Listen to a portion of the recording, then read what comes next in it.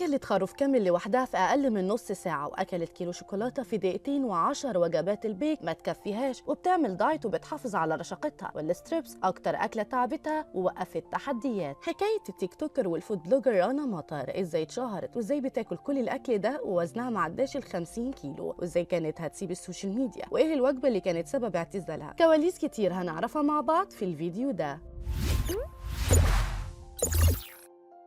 اعتزلت السوشيال ميديا يومين واكلت خروف كامل لوحدها و10 وجبات فراخ ما تكفيهاش، ورغم التحديات والاكل الكتير اللي بتاكله الا ان وزنها ما عداش ال50 كيلو. كلامي هنا عن التيك توكر والفود بلوجر رنا مطر، واللي قلبت السوشيال ميديا في فيديوهاتها والتحديات اللي بتعملها وبتخليها ترند وبتتصدر ساعات وايام بسبب طريقتها الغريبه. يا ترى ايه حكايتها؟ رنا مطر شابه قلبت التيك توك بسبب طريقتها في الاكل اللي ابهرت المتابعين واثارت الجدل خلال الفتره اللي فاتت، والكل كان بيسال عن سر رشاقتها رغم التحديات اللي بتاكل فيها خروف مره واحده. كل يوم عن يوم بتحير المتابعين وبتخليهم يسالوا هي ازاي بتاكل كل الكميات بتاعه الاكل دي، لدرجه انها طلعت من كام يوم وهي عامله تحدي انها تاكل خروف كامل، وحضرته وعملت ستوب واتش وحطت اطباق وميه جنبها، واكلته فعلا كله في اقل من نص ساعه، يعني بالتحديد 27 دقيقه. ده غير انها اكلت اكتر من كيلو شوكولاته في لايف على التيك توك، وده قدام المتابعين في دقيقتين بس. وطبعا كلنا عارفين ان من حته صغيره نفسنا بتجزع منها، لكن هي قدرت تاكلها كلها لوحدها في اقل من دقيقتين. وكانت بتاكل بار شوكولاته، ولما بطنها بتتقفل على طول بتشرب لبن علشان يسهل عمليه الهضم وتعرف تكسب التحدي، وقدرت في اقل من دقيقتين تخلص التحدي ده، لدرجه ان الناس افتكروا انها رمت اللي اكلته في شنطه جنبها. ناس كتير قالوا ان هي بترمي نص الاكل في الشنطه الصفراء اللي جنبها، لكنها طلعت وردت ان ده ما بيحصلش، وانها فعلا اكلت كيلو الشوكولاته واكلت كل الاكل، وبقت تحط شنط وكاسات شفافه علشان تبقى واضحه اكتر بانها بتكسب التحدي بمجهودها. اكلت اكتر من 20 ساندوتش شاورما في 4 دقائق وجنبها كوبايه الميه،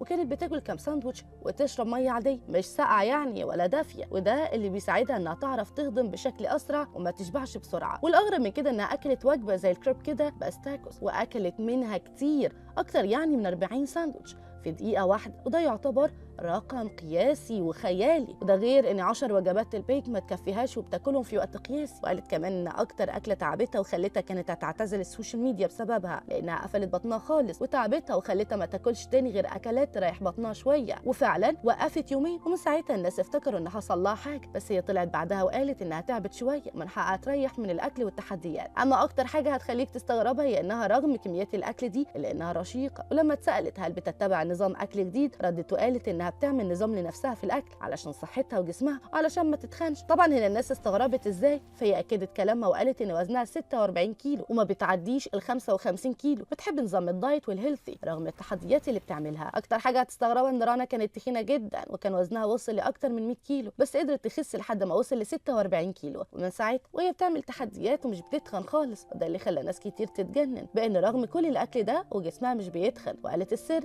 في تنظيمها للوجبات. يا ترى تقدر تعمل تحدي من تحديات رنا مطر ولا لا؟ وتفتكر تحدياتها كلها بجد ولا ايه؟ شاركوني برأيكم في التعليقات.